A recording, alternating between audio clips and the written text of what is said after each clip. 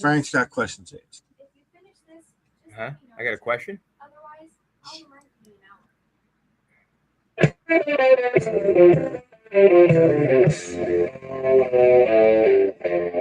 Right. Monday night. Look who I got in the window. You shaved, dude. You shaved. I told you I ordered a beard trimmer. My man, all right, so here's the deal. I had him on a video chat the other day, and his face looked bad. Look who's in the window. Look who's here. Look who's back from school. For the whole summer?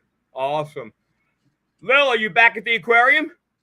No, I have an internship down at the Wetlands Institute. You know the entrance of Stone Harbor where they have the Wetlands Institute? Yeah. Yeah, she's going to be in charge of that. She's going to be running. You're going to be watching the ospreys all day. Or what are those birds? Is that what are you going to be doing there? Do you know? Don't they run those big nests for the ospreys? Oh, did you hear what she said? She's going to be doing environmental education. That's the bomb. Listen, educate that environment. Everyone saw she made the dean's list. Everyone was so impressed. She is the best. This kid is awesome. She's going to be working for the summer in the Wetlands Institute, and she's actually going to give up her cat so she can stay in my trailer without one. Peanut's coming too. I heard she's going to eventually move onto a boat so you can never come visit. That's what I said. Yeah. Oh, yeah. Where are you going to live when you get older? When we come to your house, where are we going to go? To my fake house? Yeah, she's going to have a fake house so that we don't know where she really lives. Yeah, that's how it's done. We don't like to tell people how we work, but I don't really live here. I only come here on Mondays for the show.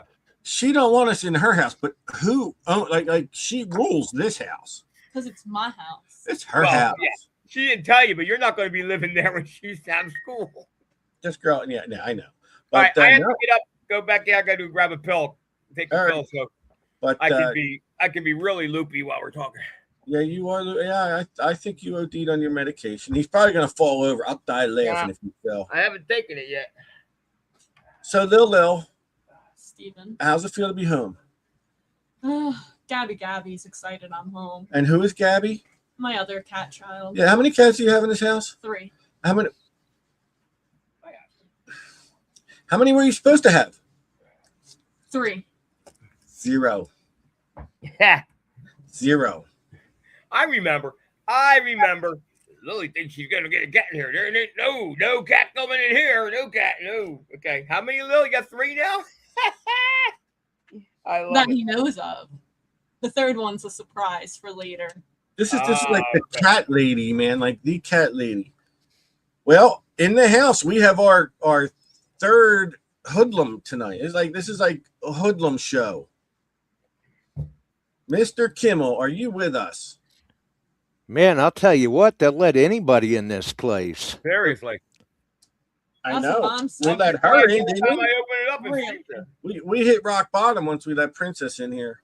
I think you're the rock bottom, buddy. Oh my God! She's the top, man. She's the top of the fucking pile.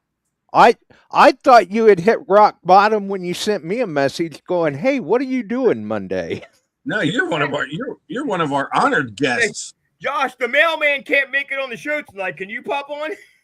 It's Frank and I that are rock bottom. So, folks, if you don't know who our guest is, Mr. Josh Kimmel from Beyond Sight and Sound. He broadcasts every Sunday and Josh, Wednesday on YouTube. One of these coming out to you. One of what? Ugly Book 2. Oh, yeah. Whoops. So, Beyond Sight and Sound with his other cohort, Chuck Smalley. They got a pretty good show. We get in there. We like to laugh and joke with them. And you know what? I think it's really good that we have a rapport that we can be on each other's show. Honestly. Yeah, absolutely. It's nice to be reciprocal like that.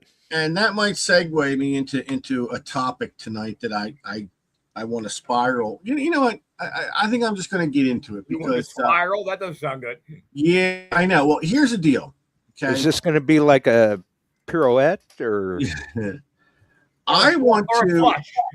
I just want to say this. No names. We're not here to trash people.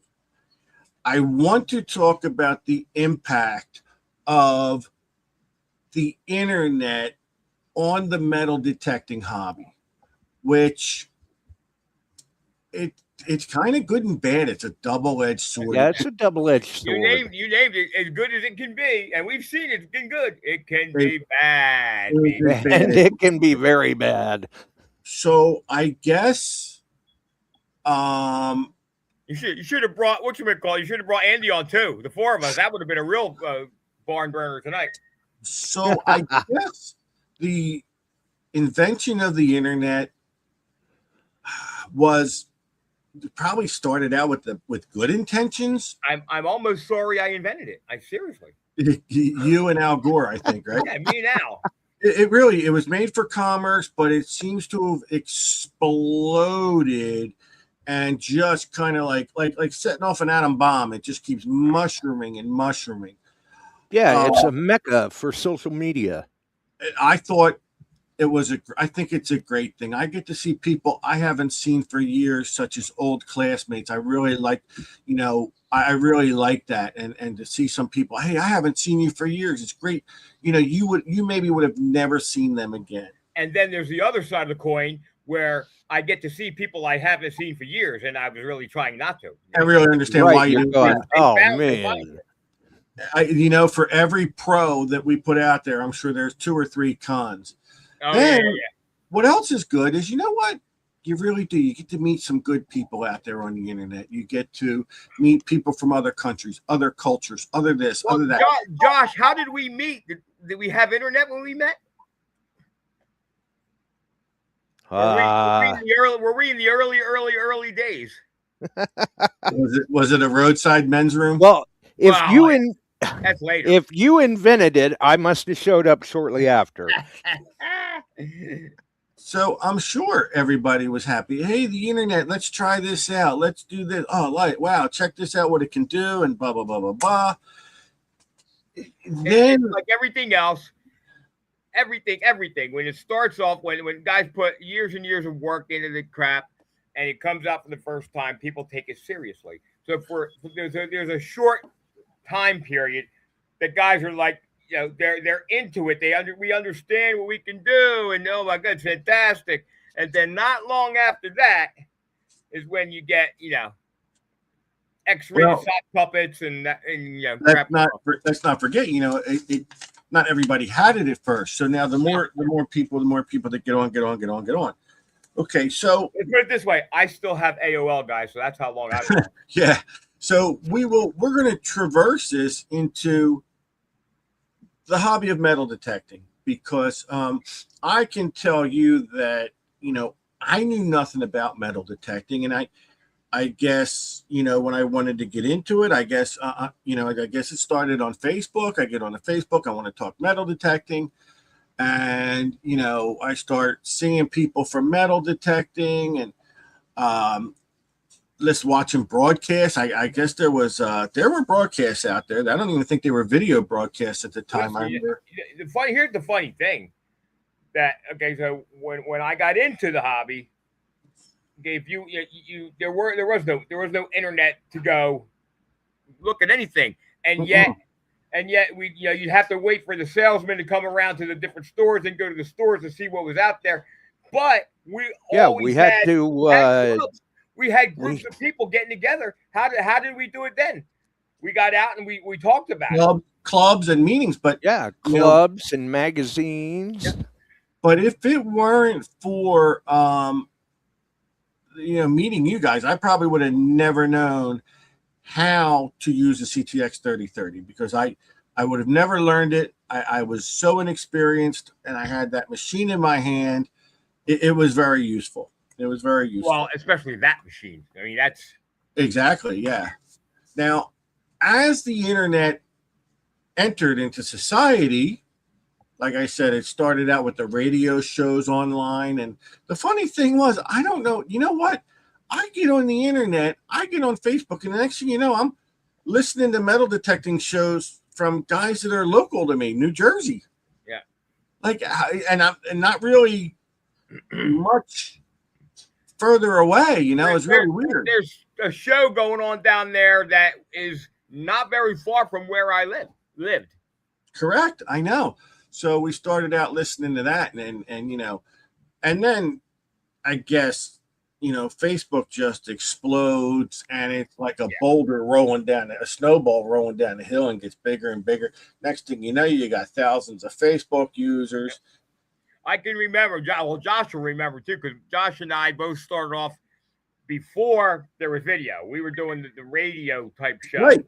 Back in the 1,000 mic days. That's what it was. 1,000 mic. We would have a party, dude. We would explode. 1,000 mics. When we would have, when my page, when before it was Detect America, it was South Jersey Archeo, and when we hit 1,000 members, or would have 1,000 listeners, it was insane. That was huge. It was. I mean, you had 500 people tune in, 400 people tune in. You had a good show. You had 1,000 people on a Facebook page. You had a good page. And don't forget, Facebook was in its infancy, we'll say. Absolutely. Mm-hmm. Yeah. Facebook, again, has grown in a good direction. Yeah.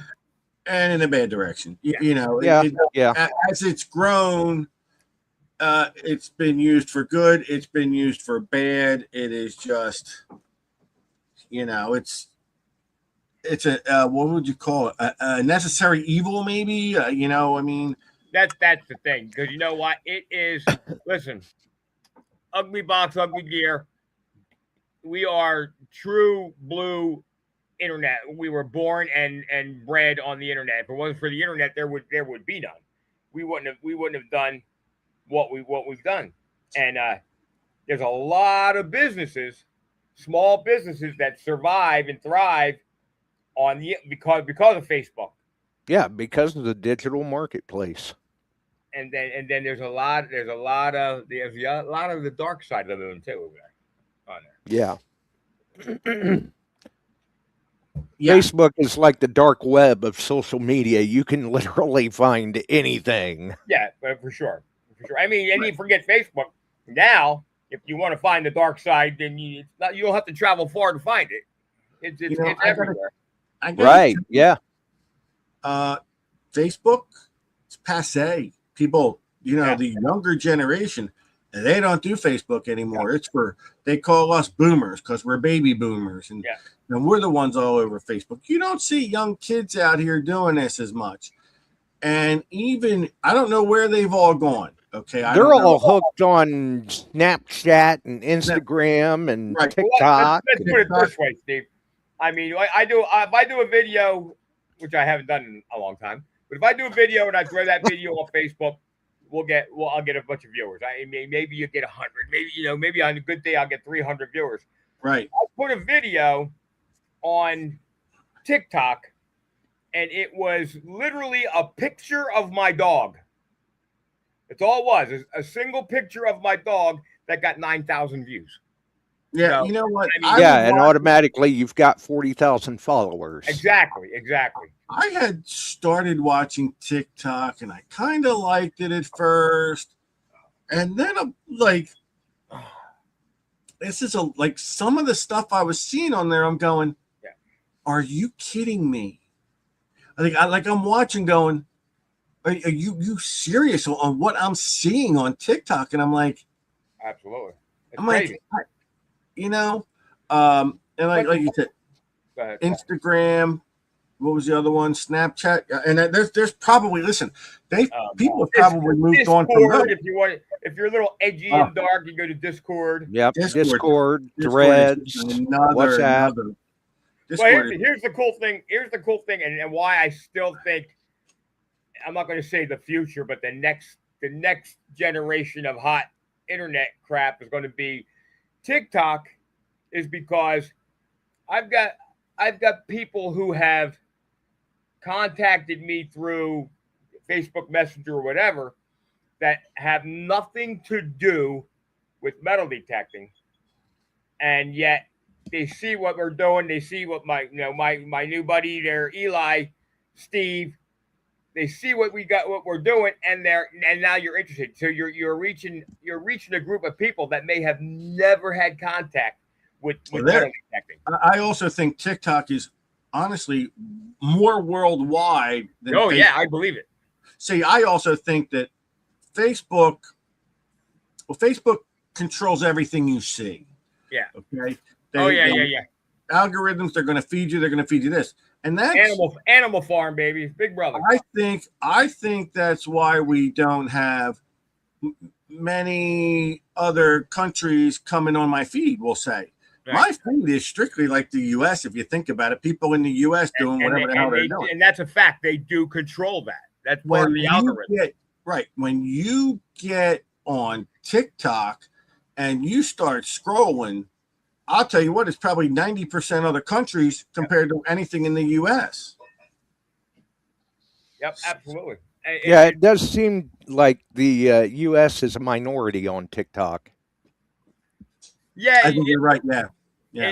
Well, it's because you're exposed to so many countries, so many people from overseas that you're not exposed to. Now you can get exposed to them on Facebook, but you have to reach out and make those contacts. Wasn't TikTok shut down? Was that the one that was shut down? And then shut down, and it's being sold, or it's in the process of being sold to an American owner now. And I don't want to sound like a conspiracy theorist, but there really is behind the scenes control on these social medias, all the ones we've spoken about. They're really, like we said, they feed you what they want to feed out. And it does say it goes by, we'll call it the algorithms. Sure.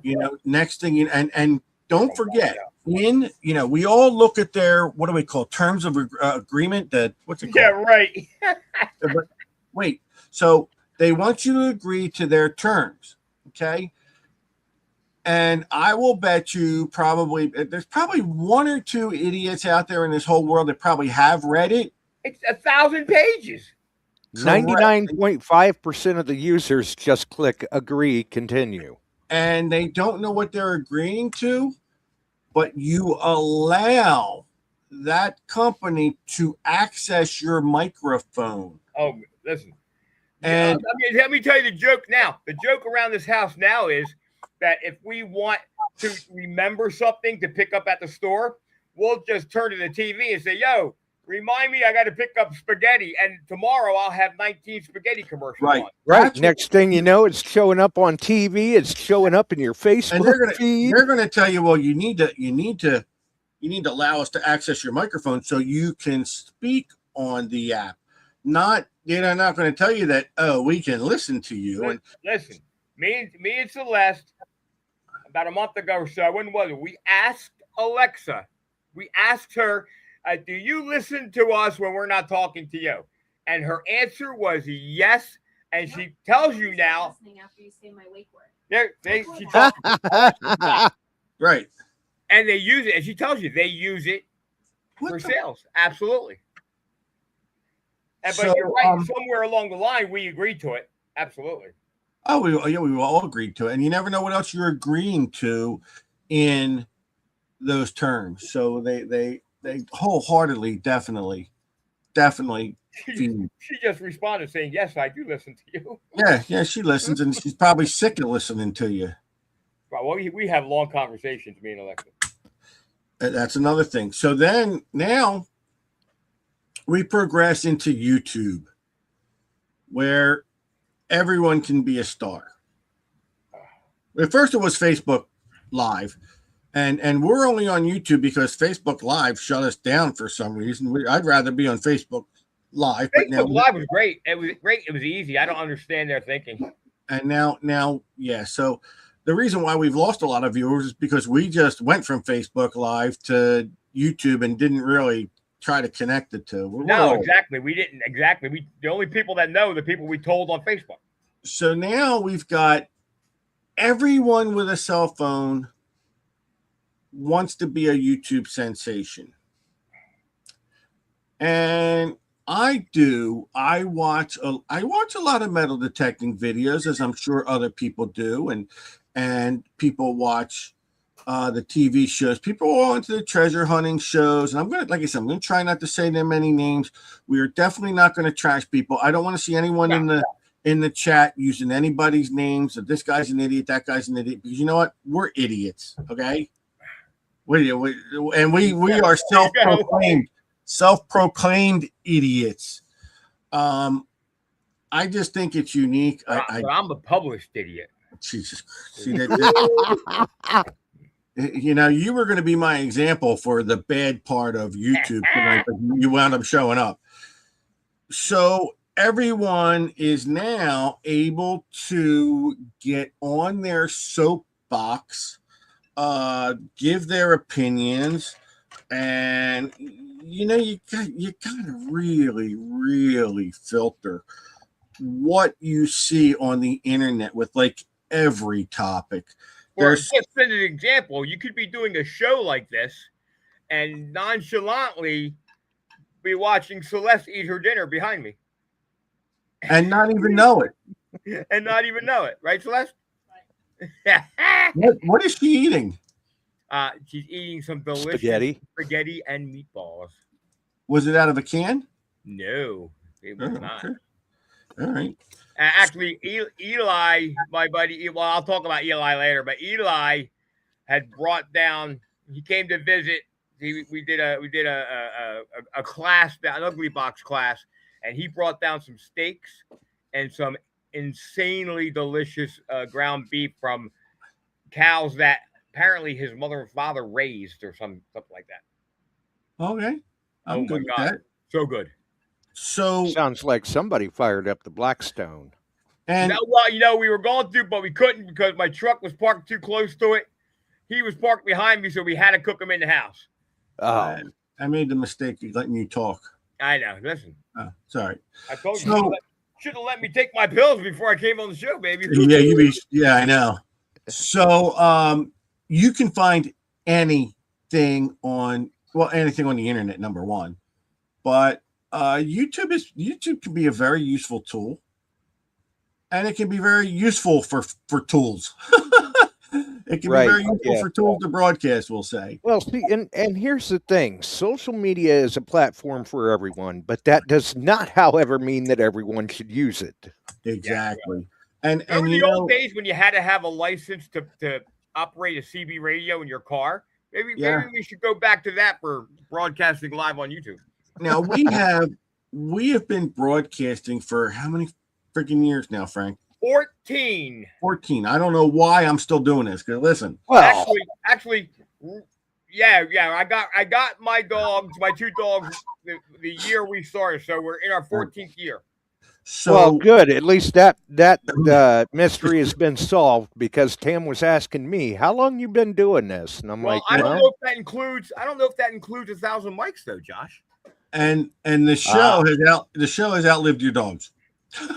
Well, yeah. That's true. So, where was I going with this? And Sonny, how awesome I was. You know what? And like I said, Detect America and doing this for 14 years, we have had our ups and downs. Sure. Unfortunately, we've had our scrapes, our bumps, our bruises, our black eyes, you know, and finally, I don't know what took us so long. I just finally said, I'm done. I'm not arguing with people. Yeah. I'm not talking this. I'm not talking that. I'm done. The premise of the Detect America group is we like to keep it family oriented. Sure. We have done a lot of things for a lot of people on this page. You know, we've been here a long time. We've done a lot, and it's a family atmosphere. And I was going to say that because you know what, with my troubles and illness this past year, listen, there's a lot of people from Facebook that reached out for me, and it is truly a family oriented page. And right. we like that. You know, listen, my phone is on. People have called me with questions. People have called me with non-detecting stuff. You know, I've met a lot of good people from this page, and it is and we are trying to keep it on the level of friendly, a place where any type of detectorist can come. We welcome newbies to the page. We want to answer anybody's questions. We want to be like that. And that's kind of where we started. You know, it was always about guys that knew how to detect, kind of bringing a safe haven for people to come in that didn't know and didn't have to go to a certain radio show that I'll keep it nameless even though it's gone. That would just beat up on these poor kids when they would come on the show. Right. So yes, it's going to be friendly. Yeah, and get the proper information and not misinformation. Exactly. We're here to help each other.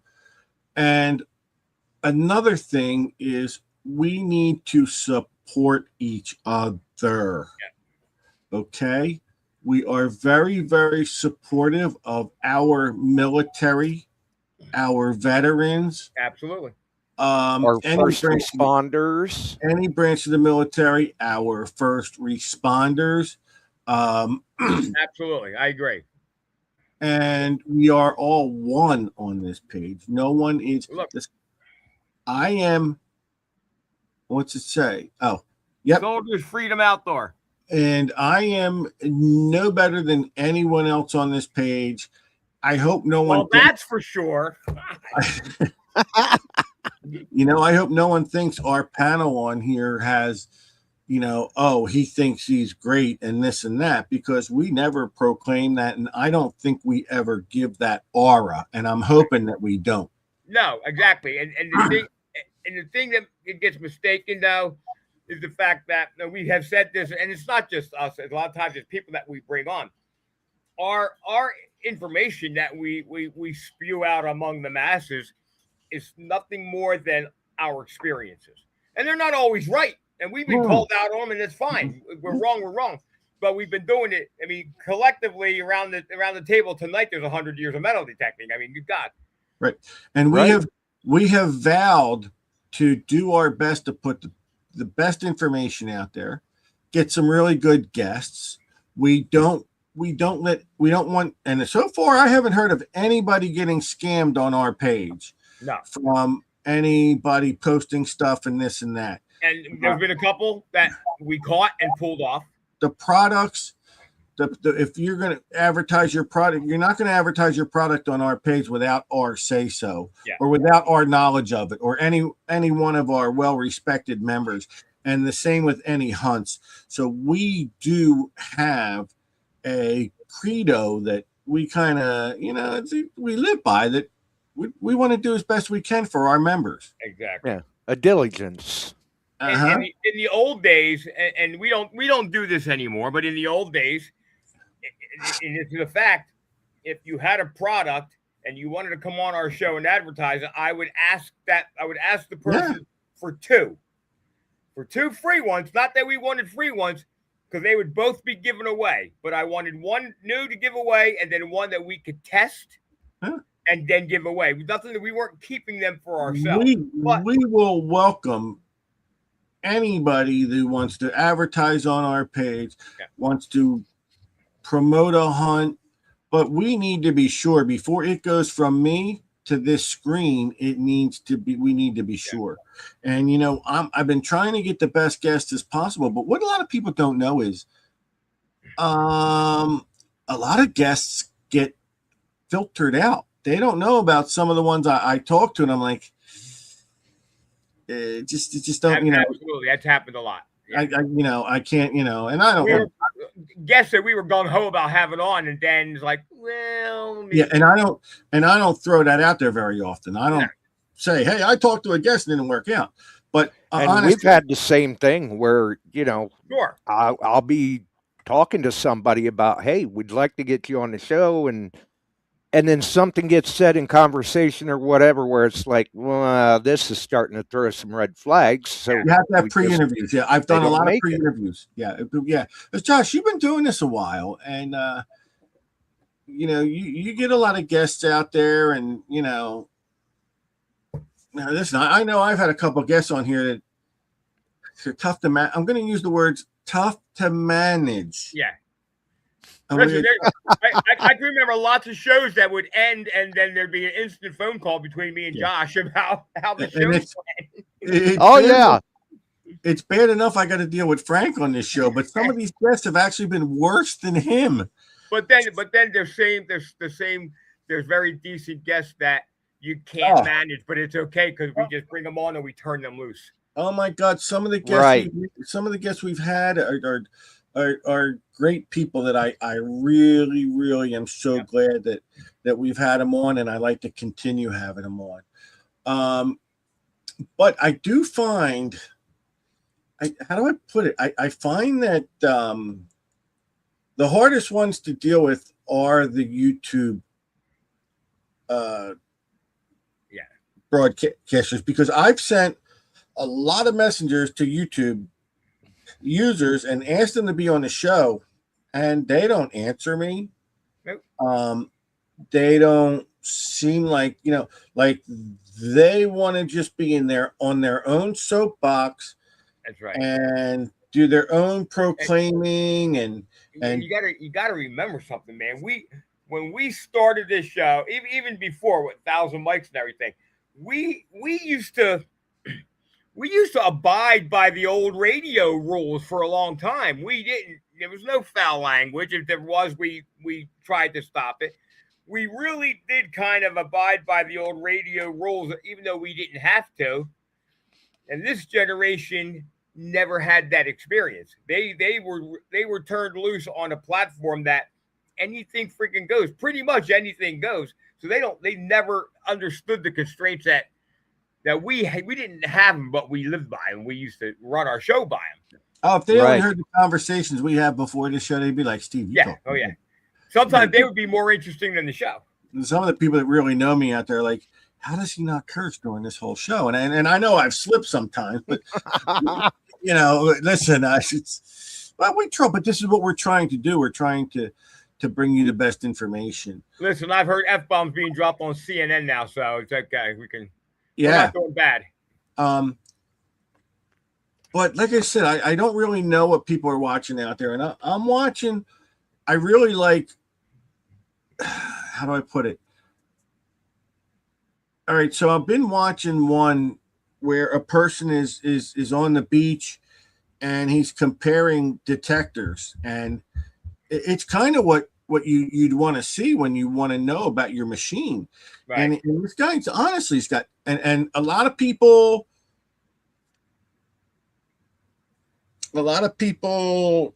disagree with him, we'll say. And it's okay to disagree. That's the whole thing. But when you start fighting, and I know this, and he's lying, that's you got to draw the line. But this person takes these machines, puts things in the sand at measured depths, and goes over them with the machine. And I'm getting to see how the machine performs, and I'm learning a lot about the manicore by watching it. And then in the same breath, now they're all arguing. Tom Kingery popped right up with one of the guests that we just bring on and turn loose. I saw that. He dartboard. So it's a shame. It's a shame because now these people are getting overshadowed with arguing. Well, because the loudest mouth in the room is attracting more people to tune in. Everyone gets on their soapboxes, and I know how this machine does this, and I can do this with them. And well, you're not doing this right. Well, and in the day and age that we're in, it's way too easy for people. I still go to these pages, even though I've sworn off them. But when you're sitting in a chair for 6 months with nothing to do, you go back to these pages, and the bad information comes out. You got these nitwits that are, I'm having chatter. Oh yeah, get a new machine. You got to.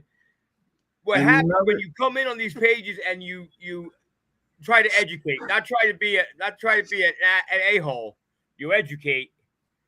Believe it or not, I still see the 1, the 2, the 3 new members popping on because there's still that group of people that want that out of this hobby as opposed to the other thing. The other problem we have here is metal detecting. Everyone wants to be a sponsor of a metal detector company, and it's not just everyone wants to be, what do you call them, influencers, and get stuff. I want to be a detector, and they want to get stuff for free. So now you got a machine coming out, and a guy will tell you it's the greatest thing since sliced bread. I've seen it done, and I've seen them throw themselves at manufacturers to try and be their next big spokesman, and they think they're going to have this great big sponsorship. So they're taking their metal detectors and they're going, and the companies love it. Okay, the companies, I personally think the companies love it. They're getting free advertisement on it, and they're only going to throw you little bones, dude. They're not going to throw you a full-time $100,000 a year job. Not anymore. Because right, because the manufacturers have become wise to it now, where they're like, hey, we don't have to do all of this because there's so many YouTubers out there, and as soon as one's done, just kind of appeal to them, and they'll go and throw our name out everywhere. Listen, you know what? I used to growing up in this hobby, man. I used to test metal detectors I don't even know how many I've tested for dealers or manufacturers. It started getting bad. The dealers are somewhat to blame too, because we had to institute a thing with the dealers where they would pay me, not because I wanted to make $1 million, but because they wanted to own the rights of whatever I found out. They wanted to own it. So if I found out that this thing is a piece of crap, they lied about it. They don't want they could bury it going out unfiltered, so they own it until they tell me otherwise. And now they don't care. Now they don't care. That was actually a long time ago. Yeah, right. They don't care anymore. Because now, when they're done with one, there's always another one popping up. There's always someone popping up, because just anyone can start a YouTube channel and go on and brag. And the problem is they're boasting that these machines are the greatest things in the world, and it's not always necessarily true. And it's a shame for us out there. You know, it's a shame for the folks out there that are trying to find a machine to buy and get some information on it. And they wind up, and how many times they wind up buying a machine that wasn't that good. Well, and that's why a lot of us try to give them the right information, because there's way too many people out there that go, oh, I'm an expert on this machine because I've got 2 hours on it. But no, really starts to tick me off is they're pushing these, we'll call them overseas brand of detector that you used to pick up for $29, $39, and that's not the case anymore, because now you can buy a machine. It's a name. It may be their low end, it may be their entry level, but you can buy a machine now that's a good machine, that's workable machine, for the same price as these pieces of crap that are coming out of a foreign country.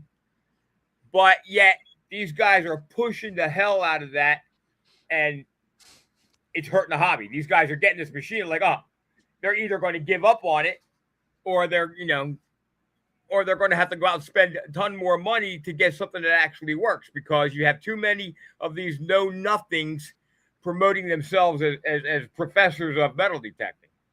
Well, just anybody popping up. You know what I mean? Boom, boom, boom. You know, they come out and start promoting something for their own personal gain. There was a metal detector the other day I was arguing with someone about. This is a metal detector that not a year ago was a $39 to $69 metal detector that is now being sold online for $129, $139. Not that it's super money, but it's the same piece of crap that was there 6 months ago, and now they're getting these people hooked in. They're getting them right. The substandard performance is still the same. I think you're mad because you bought it and it sucks. You know what? It was such a pretty color blue. I really wanted it to work. So cheap it don't even come in a box. It comes in an Amazon bag. It comes in a bag. And listen, we've had a lot of great people out there that I love that do great videos. And I'll throw the ones out there that I like. Rob Rizzo does great videos, and you know what? I like Jason Quarter Hoarder's videos. He's very it's very instructional. It really is. He does some phenomenal tutorials. He's good at what he does. Oh yeah, those legend. And I tested that legend, and he was amazing at it. When I got my legend, I watched his video from front to back. And I even forgot about that. I watch his digging videos, and they find a lot of good stuff, and I get pissed off watching it because I can't find that stuff. But listen. The funny thing is, I've been on my back for 6 months, and I found just as much these past 6 months as I did before. I don't understand. You see, they do a lot of video. They do. You know what it is. Honestly, we all with Detect America, we're like, oh yeah, we're going to go out and dig and video it. Well, 5 of us get out there. No one wants to do the camera, and we like, all right, we're all going to stay together and do this video. Next thing you know, they all go different directions. But how many times do you go out and we had the cameras ready to go, and then you don't find anything? But see, with Quarter Hoarder is he's running around videoing everybody the whole time. Right. And he's a master of video editing, and he puts the shows together. And that's how you have to do it, because he may not find anything for 5 days, but he's got enough clips to put together a video. He puts a ton of work in it, and it pays off, and he does a very good job at it. But he does. Again, and they use just the legend, but they also show you how it works. They're showing you the numbers they're getting. And if you have a legend and you're not watching his show, you're not learning that machine. Steve, I kept that video of his legend video on my phone forever, because he actually segmented the video up so that you could go to different sections and easily find the next thing that he was talking about. I'm also talking about when he's doing the out digging videos, which is really cool. They're out there digging. They're out there in the real world digging stuff up, and I've seen them find gold rings, I've seen them find coins, and so they're one of the best. He's probably one of the better ones, and we everybody talks about some of these other broadcasters, but they do have some good aspects of their broadcasting, and I think the fact that they put themselves out there makes them a target for everyone who wants to go on there and say, well, this guy don't know what he's doing. Exactly. You want to put yourself out there as, claiming that, you're a target. You're a target, and people are going to come after you. If you're 100% truthful and you're telling it like it is, and even if you're not being defiant, you're not being an a-hole, these people that are trying to sell these pieces of garbage are going to come on, and they're going to attack you. You're no good. You don't know what you're talking about. Bombhop was talking about these machines from overseas, that $50-$70, and the problem is now they're charging $175 for these same machines, and these people are getting sucked into it, and they're buying it, and their group will attack the hell out of you if you go against it. You're always going to have that. You're in a world where you're not ever going to avoid the people attacking you, because they're always out there looking to up their game. Well, and here's the thing too, when you're and you guys know this, when you're putting yourself out there consistently on social media, whether it's YouTube, Facebook, podcast, live stream, whatever, right, you have got to have a thick skin. You can't get into this, I think, and be worried about what everyone else is thinking, or now I've upset this person or whatever. You're never going to last. You know what I do think? Absolutely right. I think that's the reason why they're on YouTube also, because when you go on Facebook, when you're doing Facebook Live, that seems to be where you get attacked more. It's also more personal on Facebook for some reason. But the postings, they just seem to be more vicious on Facebook than when you're on YouTube. And I don't know why. Maybe it has to do with the algorithms. I don't know. But I think maybe that's what I'm thinking is people are like, you know what? I'm not going to get attacked. I get attacked less on YouTube. I'm going to do my videos. I don't care what anyone says about me on the outside of this YouTube. And that's what I've kind of rescinded into is I'm going to come here. I don't care how many people watch. I'm going to do the best show I can. And if you want to say stuff about me, just have a ball because I'm not done. I'm done. Exactly. You know, by the same token, we both had to learn that lesson. We both went through. We fell for a lot of absolutely loading. We fell for it, and we realized how. Listen, I realized I'm just done. There's plenty of people out there that love to try and bait. Oh, yeah, and it took me to go into retirement. Listen, my job was stressful, and I was easily baited. And I don't know if people noticed a difference in me after I retired, but I do. I notice a difference, and once I put that job behind me was very, very helpful to move on. Absolutely. And really focus more on the good. You don't have the stresses of what's going to happen tonight at work or tomorrow at that job. I was always on alert, always on guard.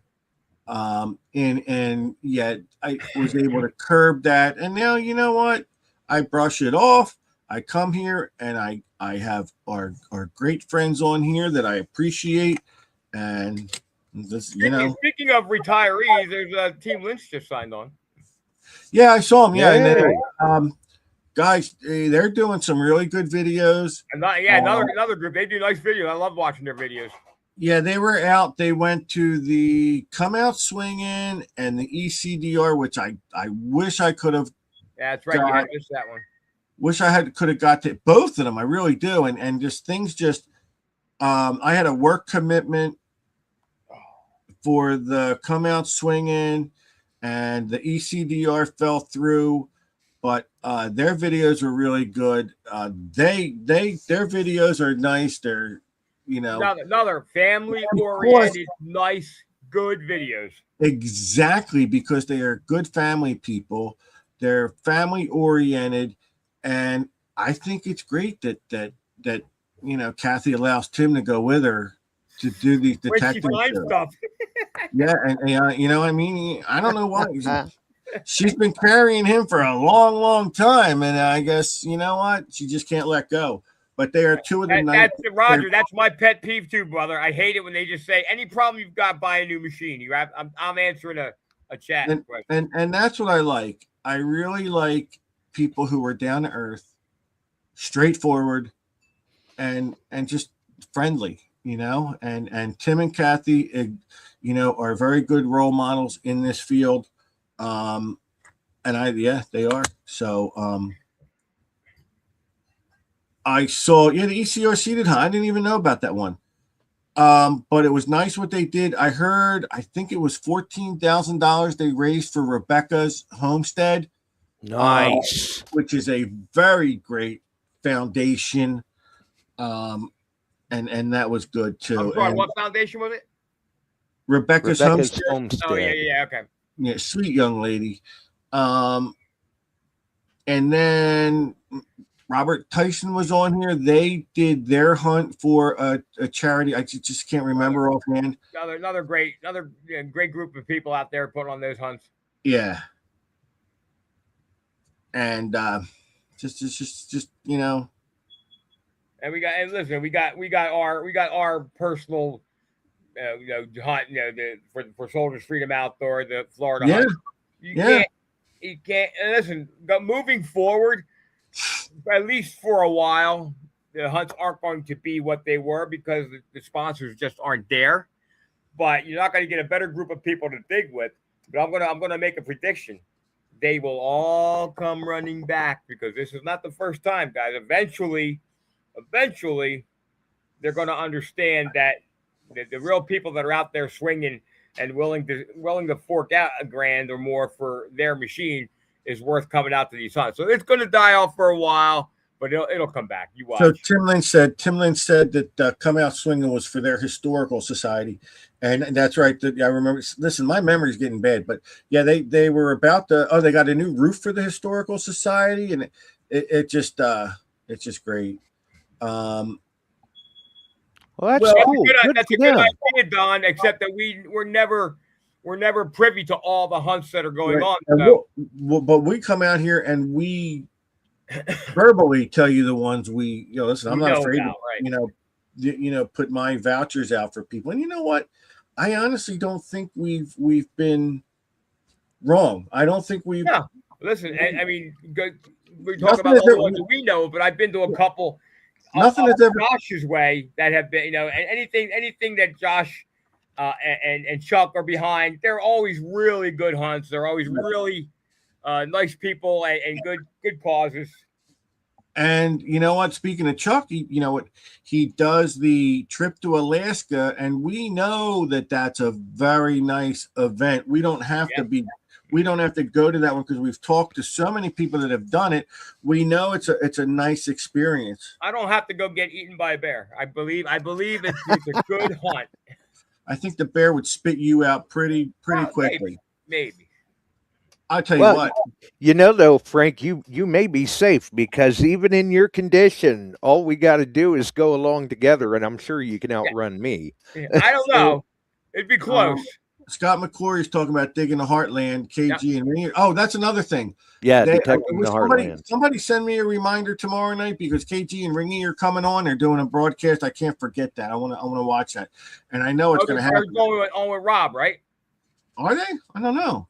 I saw an advertisement where they were going on with Rob.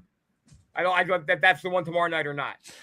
Yeah, no, they're going to be. I'm glad Rob's going to do a good interview, but I'm mad because I told them I wanted. I'm thinking the one that's on tomorrow night is actually the running and gunning. I don't know. Oh, maybe. But I just don't want to forget it because you know what? I'm working tomorrow. I'm going to be aggravated again tomorrow, and by tomorrow night, I'll be sitting in bed just watching TV, going, "What the hell am I doing here?" Well, at least you're consistent. This is my first real solid week to 10 days that I woke up every day and I was okay. I didn't have a relapse this week. We've been pumping out some stuff. We still got orders I'm trying to catch up on. But it's just you can see you're different. You're doing different than you were back in those days. The pain I'm feeling tonight is because me and Celeste been running around like I must have printed out 100 things to go with the ugly boxes.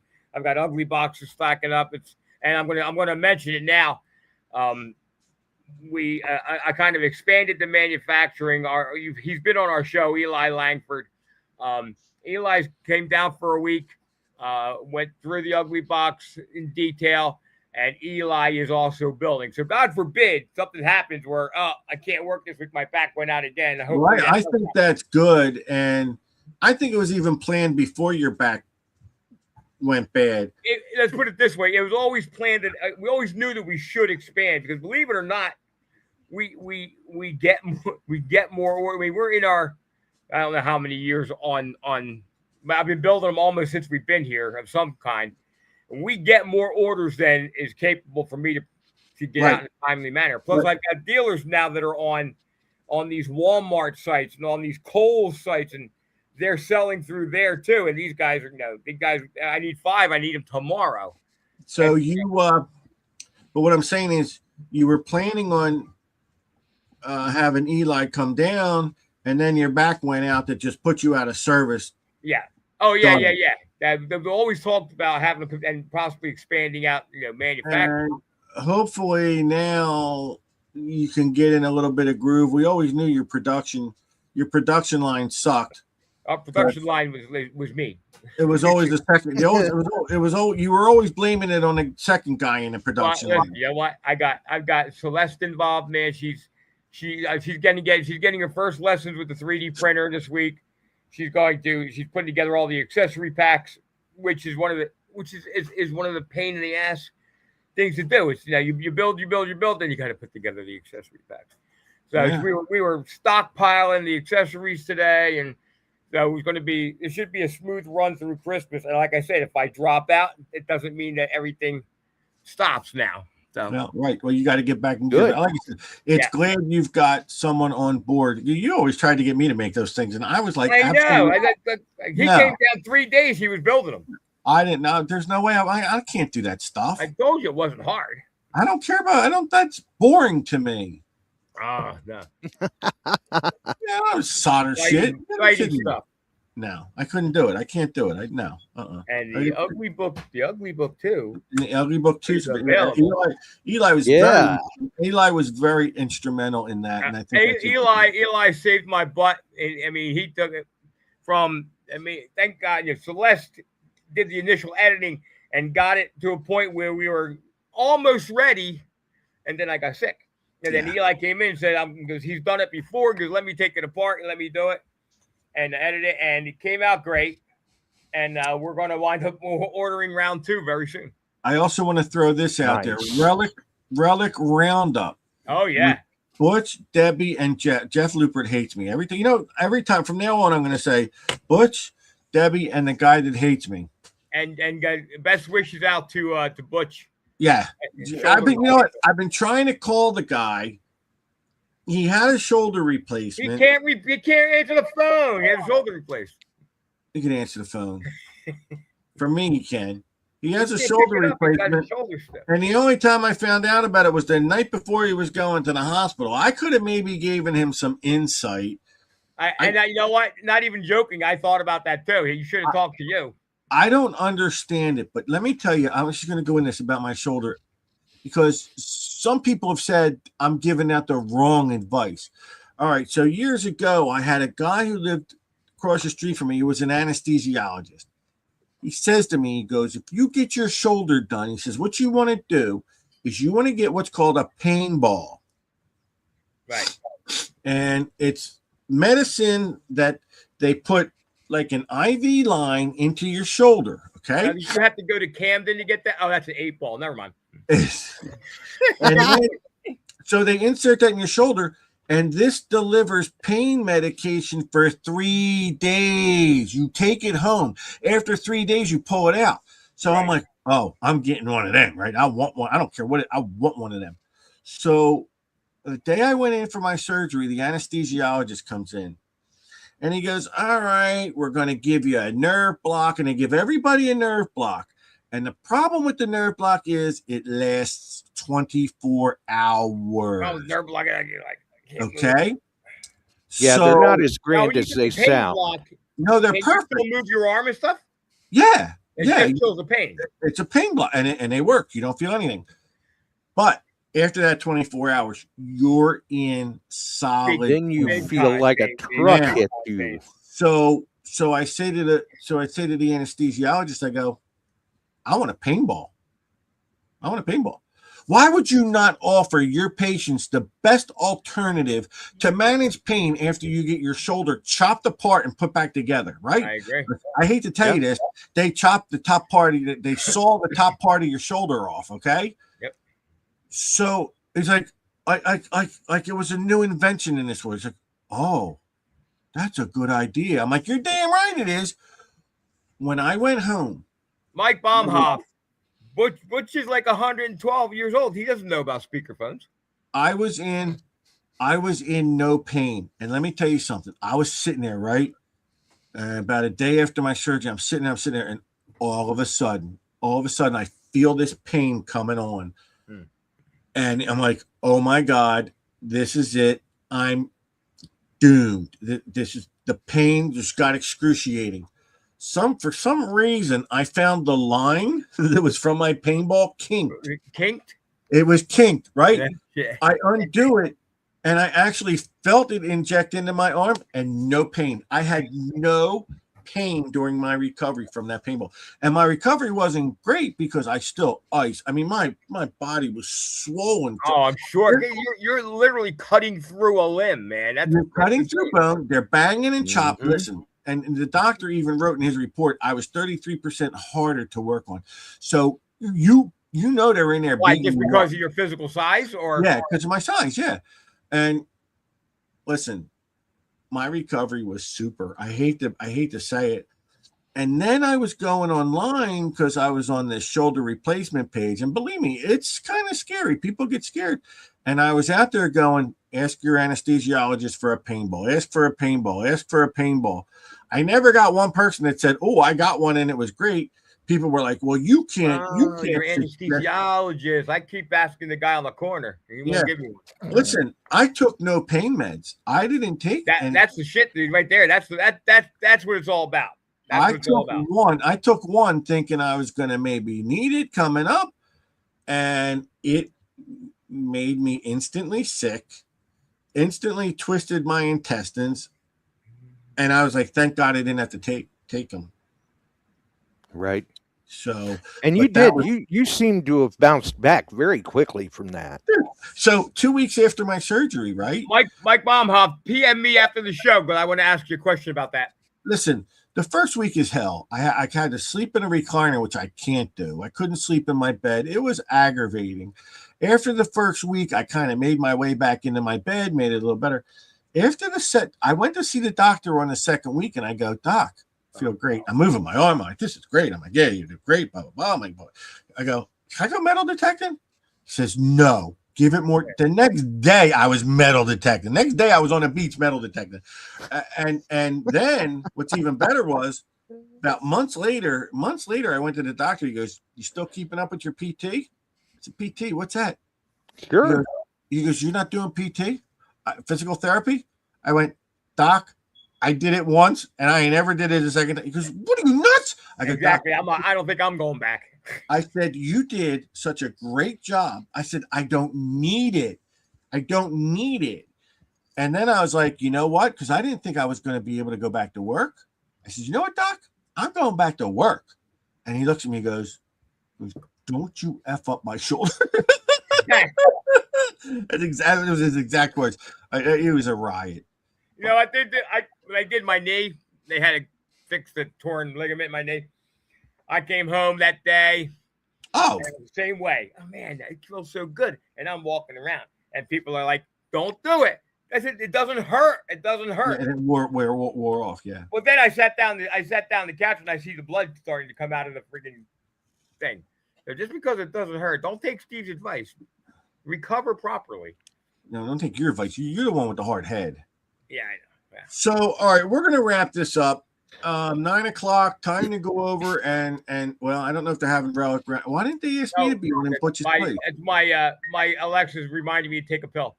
Different pill. Why didn't they have me on relic roundup tonight in place of Butch? I don't get it. Is Butch on tonight? I'm sure he's not. I doubt it with having shoulder surgery.